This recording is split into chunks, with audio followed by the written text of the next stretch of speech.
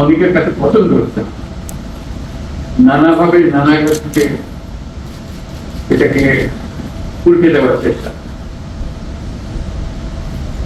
এই 5ই অগাস্টের পর থেকে কত রকম ভাবে দেশকে আপনারা আমার সাথে অনেক ভালো জানেন, বাস্তবের পরিপ্রেক্ষিতে সেগুলো দেখেছে।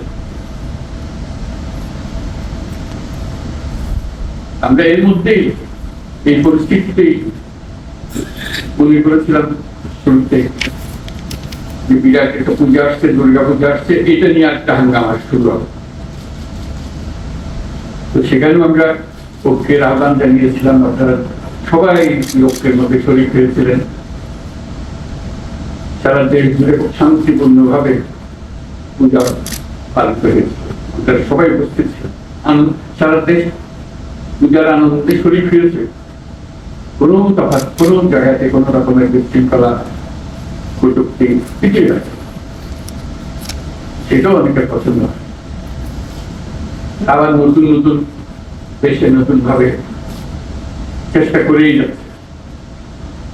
এখন যে চেষ্টার মধ্যে আমরা দেখছি চেষ্টা চলছে, সেটার বিশেষ একটা রূপ আছে, সেজন্য আপনাদের বিশেষভাবে আমরা জানছি।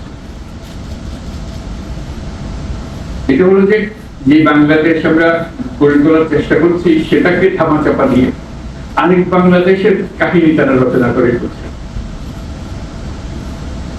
সারাক্ষণ এটা নানা রূপরেখা তারা দিয়ে যাচ্ছে।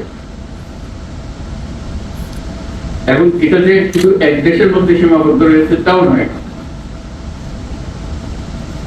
বিশেষ বিশেষ বড় বড় দেশের মধ্যে এটা ছড়িয়ে গেছে। যেহেতু আমাদের এই শাখা বিরাট অভ্যুত্থান, যার পছন্দ হয়নি, যাদের পছন্দ হয়নি, তারা এটাকে মুছে দিতে চায়, আড়াল করতে চায়, এটাকে নতুন ভঙ্গিতে দুনিয়ার সামনে পেশ করতে চায়। আমাদের এখানে একটা ভয়ঙ্কর কাণ্ড হয়ে গিয়েছে, সেই ভয়ঙ্কর কাণ্ড থেকে আমাদেরকে রক্ষা করতে হয়, তারা রক্ষার জন্য এগিয়ে আসতেছে আমাদের।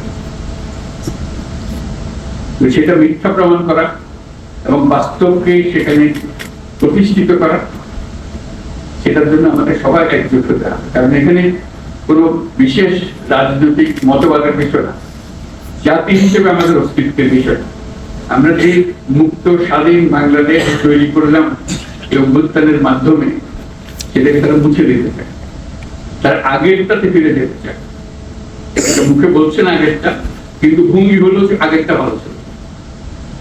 এবার আগেরটা কিভাবে তারা নিয়ে আসবে, সেই নানা দিক থেকে তাদের চলছে। তারা একটা কাল্পনিক বাংলাদেশ তৈরি করে রাখছে দুনিয়ার সামনে।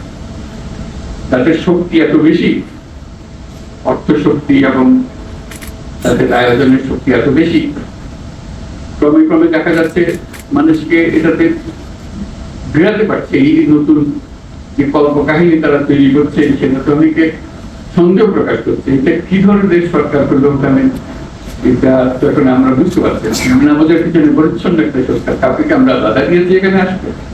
আমরা তো বারে বার বলছি আপনারা আসেন, দেখেন, দেখে যান। এখানে কোনো বাধা নেই, না দেখার বাধা আছে, না দেখার বাধা আছে, না বলার বাধা আছে। সেটার জন্যই যেটা মুক্ত স্বাধীন বাংলাদেশ হবে। কিন্তু না, তারা ওখান থেকে এই কল্প কাহিনী বানিয়ে যাচ্ছে, বানিয়ে যাচ্ছে। এখন আমাদের সারা দুনিয়াকে বলতে হবে যে আমরা এক, আমরা যেটা পেয়েছি আমরা একযোগে পেয়েছি, কোনো মতভেদের মাধ্যমে পাইনি, কাউকে ধাক্কাধাক্কি করে পাইনি। যারা আমাদের মুখের উপর চেপেছিল তাদেরকে আমরা বের করে দিয়েছি। এইটুকুই আমরা নিজেরাই উন্মুক্ত হয়েছি। সেই জিনিসটা সবার সামনে তুলে কিভাবে চলবো সে ব্যাপারে পরামর্শ সবাই মিলে একটা জন্য আমরা প্রয়াসটা করতে পারি। কারণ আমাদের এই নতুন বাংলাদেশের যাত্রা পথে এটা একটা মস্ত বড় বিষয় হয়ে দাঁড়িয়েছে, অস্তিত্বের বিষয় হয়ে দাঁড়িয়েছে। এই জিনিসটা যেন আমরা ঠিকভাবে অগ্রসর হতে ভুল না করি, সেটার জন্যই আমরা সবাই মিলে পরামর্শ করে যাতে করে একযোগে আমরা কাজটা করতে পারি। সে আলোচনা আপনারা নিজেরা এটা খুব ভালো করে বোঝেন, আমার বোঝানোর দরকার ছিল না, তো শুরুতে কিছু বলার দরকার।